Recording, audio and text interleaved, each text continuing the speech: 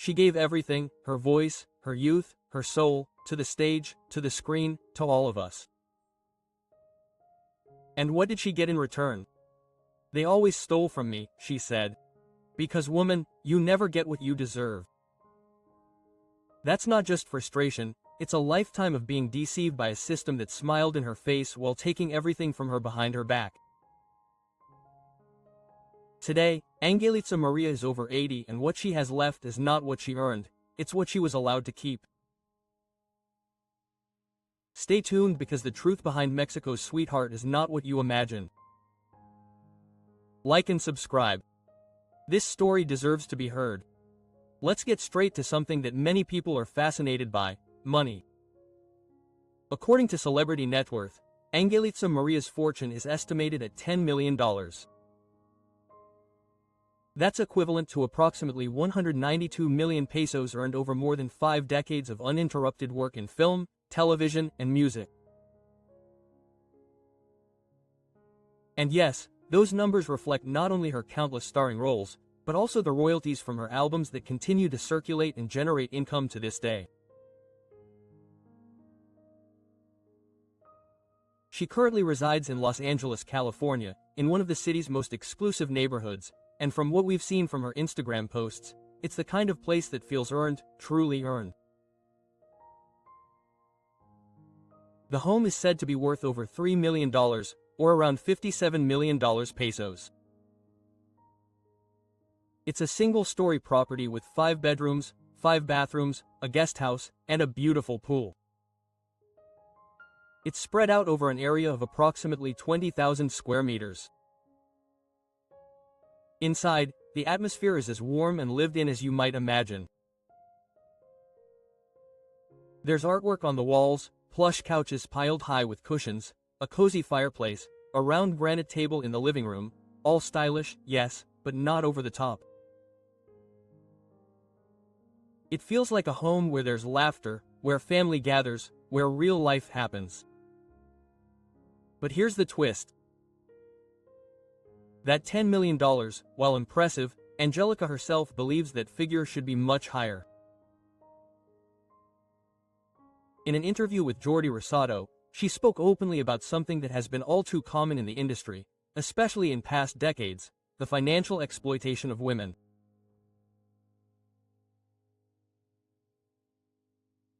She admitted, with her usual honesty, that at the beginning of her career she was paid unfairly, that contracts were often written in a way that benefited others, mostly men, leaving her with only a fraction of what she truly deserved. And what hurts the most is not the money itself, but what she would have done with it. "I would have liked to be a millionaire. I have to be," she told Jordi. "I've worked so hard and I would love to be able to give more to my daughter, my grandchildren, and to the people I know who are in need.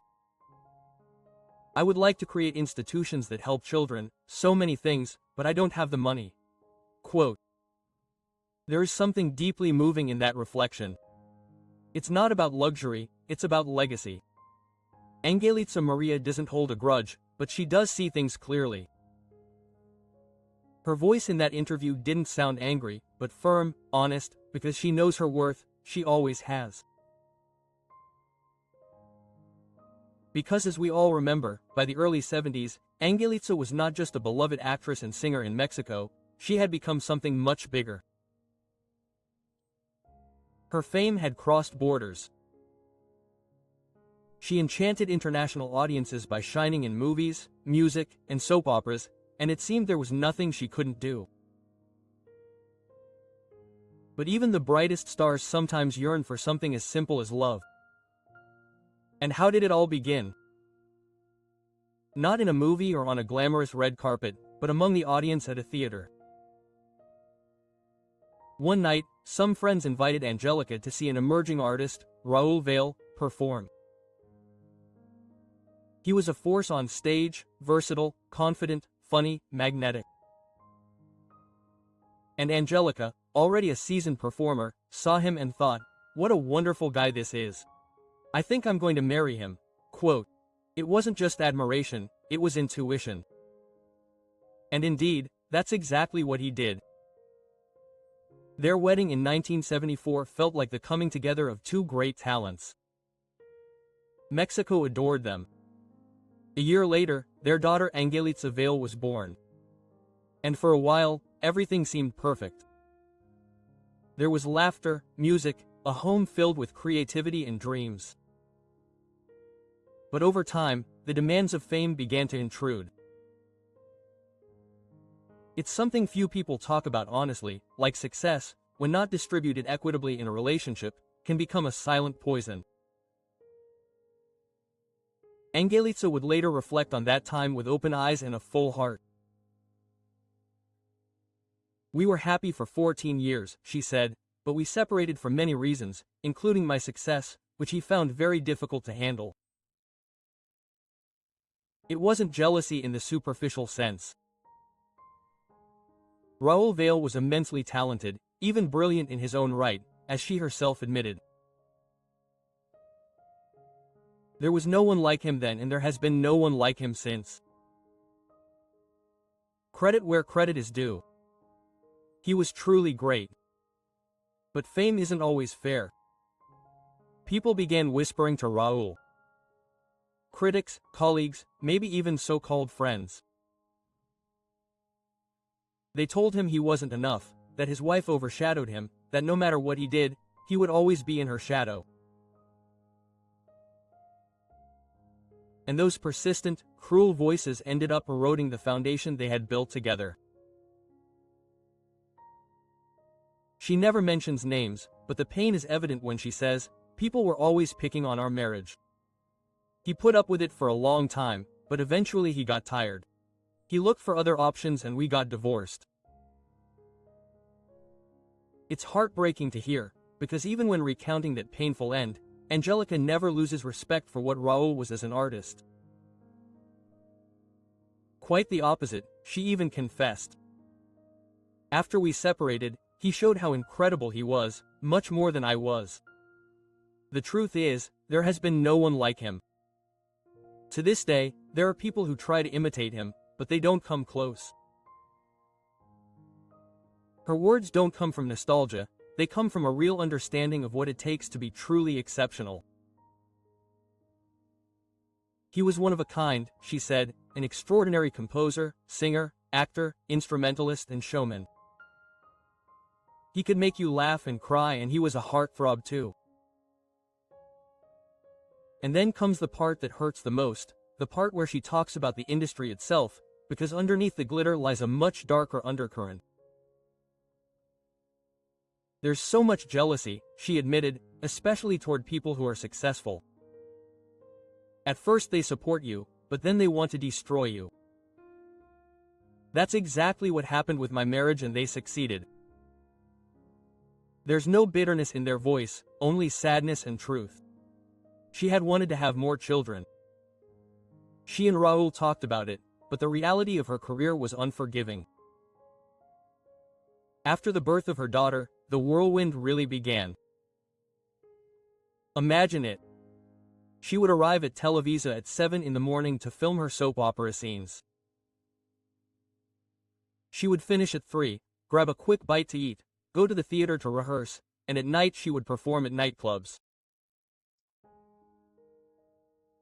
On the weekends she would film movies, and as if that weren't enough, she would go on tour for 6 weeks, and when she returned she would record a new album. That was the rhythm of her life. Quote, "The 70s were my busiest decade," she said. "A time of success after success." Even with all that, her daughter remained the center of her world. "I would have loved to have more children, but it was impossible," she confessed. "My mother, Angélica Ortiz, helped me a lot because Angélica María was a very restless girl. She was always up on stage. She went crazy like me," she added with a laugh, with that same mischievous sense of humor that has always characterized her. Angélica María never stopped being a star, but behind the fame was a woman who gave everything she had to her work, to her daughter, and for a time to a man she truly loved. After her divorce from Raúl Vale in 1989, anyone would think that a star of her caliber, beautiful, elegant, admired by generations, would have suitors lining up. And yet, her love life took a calmer turn. There was a brief relationship with actor Marco Munoz, but nothing that took her back to the altar. Asked if she would ever consider remarrying, Angélica laughed and said, "Get married again." Against whom? That dry, still sharp humor of hers. All the men worth having were already married. I liked them, but I didn't want to be the other one. Today, those men are still married, but to younger women, and there's nothing you can do about it. It's a feeling full of wisdom and also resignation. Looking back, she doesn't pretend it was easy. I've been alone for 30 years since my divorce, she admitted, not as a complaint, but as a matter of fact. And there's vulnerability in what she says next. Something you might not expect from someone who once graced every magazine cover and television screen. I've always wanted a partner. I was born to have a man by my side, to pamper, to cook for. I'm old-fashioned in that way. You can hear the longing in her voice, but also the strength. She didn't settle. She didn't betray her values just because she was afraid of loneliness. That in itself is a love story. It's no wonder that the moniker of Mexico's sweetheart has endured all these years. Journalist Octavio Luis Alba gave her that title, captivated not only by her beauty and talent, but by the devotion she inspired in the public. And in 2005, while promoting her autobiography published by Reader's Digest, Angélica finally spoke about the moniker with her usual mix of grace and candor. They called me Mexico's sweetheart, and the truth is it fit me perfectly, she said. I was a great girlfriend, but those relationships were shy, sweaty palms, sweet kisses, and not much else. I was a well-behaved girl. Despite being adored by millions, Angélica's love life was anything but easy. Fame, she once said, created an invisible wall. Everything changed when I became famous. Boys ran away from me. They didn't like the idea of a famous woman. It was as if my presence intimidated them. And that's a very real thing, especially for women in the spotlight. The brighter she shone, the fewer people dared to approach her. Admirers, yes, she had, but many remained silent, too scared or too proud to risk rejection by someone so radiant. Still, amidst all the stares and silent crushes, there was one name that stood out. A man who, for better or worse, left a lasting mark on her heart. Enrique Guzman. In the 60s, their relationship was the stuff of teen magazines and teenage dreams. Enrique, with his rebellious rock and roll air, and Angélica, already a rising actress and singer, seemed made for each other. Together they starred in films like Mi Vida es una Canción and Fever of Youth, with a chemistry so real it blurred the line between fiction and reality. For Angélica, it was not just a passing romance. Enrique was her first great love, and even decades later she has spoken of him with raw emotion. On the Hoy program she once looked at him and said, "You were my first love, everyone knows it, and I was yours. Admit it." Enrique, true to his joking style, responded with a smile. "You weren't my first love." Their relationship, although passionate, was far from easy. Angélica later revealed that Enrique had a bright eye, and not just once. "He cheated on me with all the dancers, with all of them, even Begoña Palacios," she said in an interview with Omar Chaparro in 2022. Palacios, also a renowned actress, had shared the screen with Enrique, and her name was just one more in that turbulent chapter of his life. Even so, Enrique proposed to her.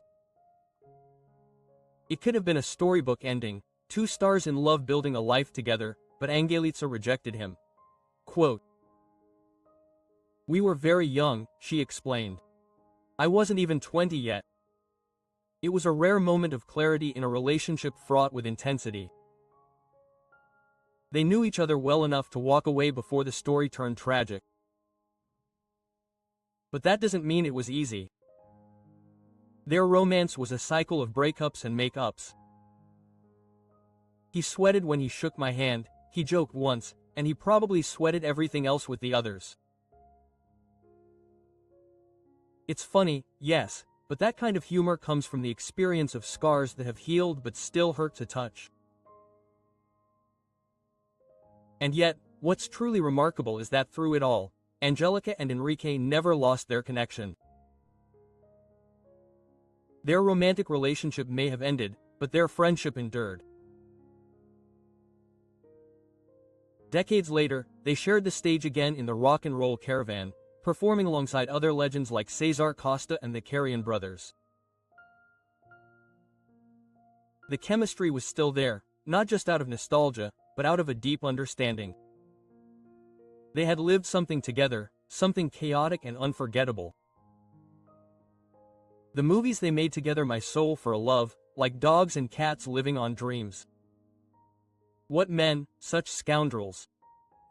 They weren't just projects, they were time capsules of a complicated love. And Angélica has never shied away from that truth in interviews. She recalls their fights, their flirtations, the way he made her laugh, and also the way he broke her heart. He would kiss me and then go and take it out on the others. I hadn't contemplated that, she said with a half smile on tight.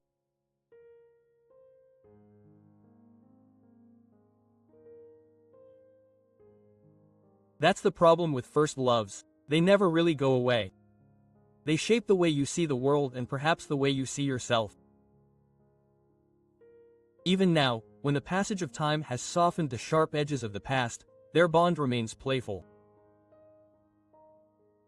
During Enrique Inoy's 79th birthday celebration, Angélica called in live and teased him. I was with him. We were a couple. Enrique always Picaro responded. You always say that, but I never grabbed your hidden parts. It's the kind of exchange that makes you laugh, but also reminds you how rare it is to maintain a connection like that. A love that didn't work out romantically, but survived as something even deeper. One of the most unexpectedly tender moments came during Angélica Maria's interview with Jordi Rosado. With her trademark charm and disarming honesty, she confessed, I've always had a crush on someone, even my biology teacher, but I never knew how to flirt. That's why I didn't have many dates and many of them just walked away. It's the kind of confession you wouldn't expect from someone adored by an entire nation. But here's an international star stumbling through her crushes like anyone else.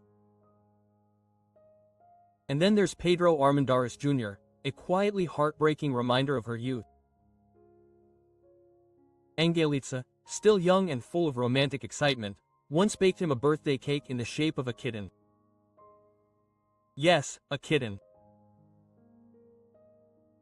She arrived home with her heart beating 1,000 times as the door was opened, the cake greeted with a quick thank you, and the door slammed in her face. She tells it now with a laugh, but it's the kind of story that sticks. Not because it's glamorous, but because it's real. Before her marriage to Raul Vale, Angélica had other romances, some brief, others deeply meaningful.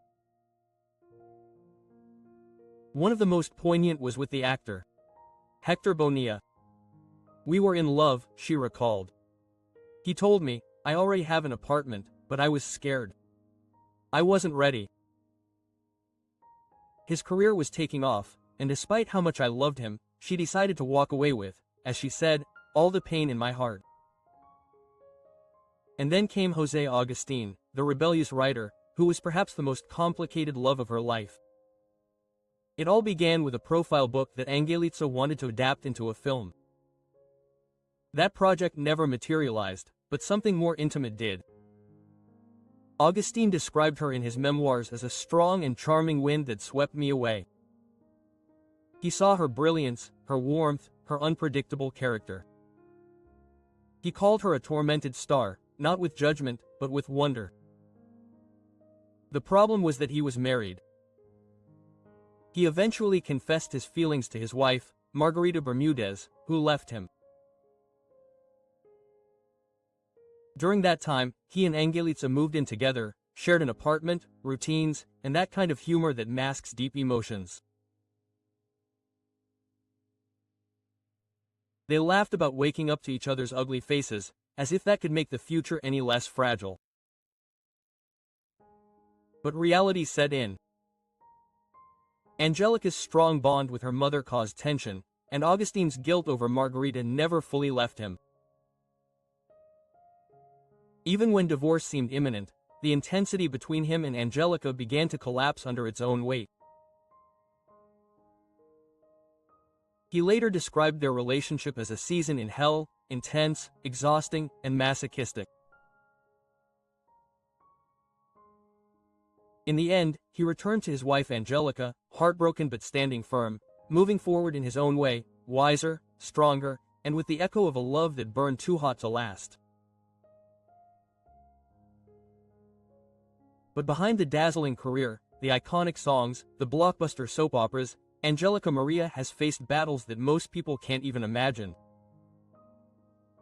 And no, we're not talking about heartbreak or headlines.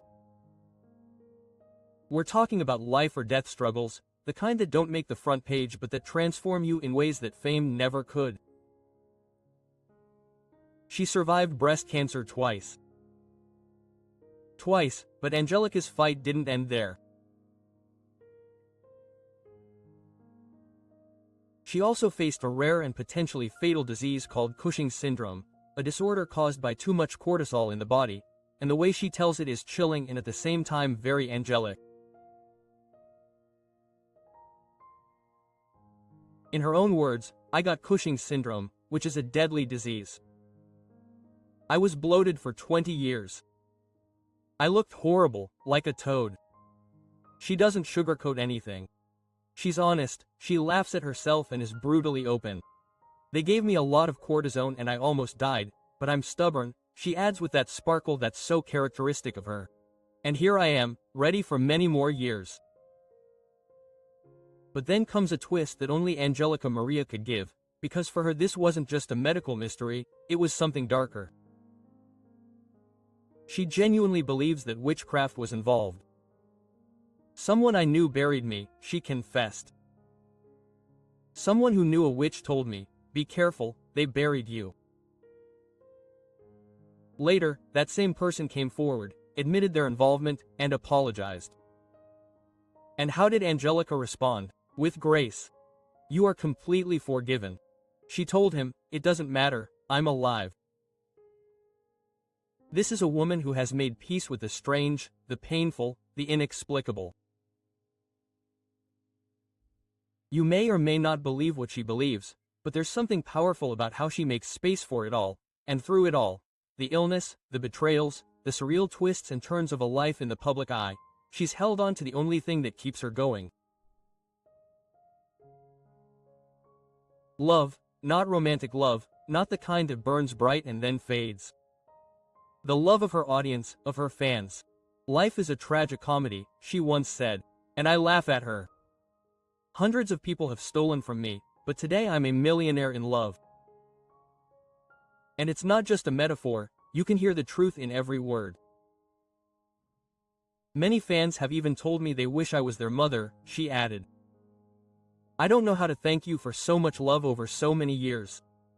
Your applause keeps me alive and moving forward." In 2019, on the show Intrusos, Angélica gave us another look at her heart, this time with her characteristic wit. When asked if she was dating anyone, she blurted out, "Oh, no. Do you think anyone approaches me?" It was one of those responses that is funny and honest and a little bit sad.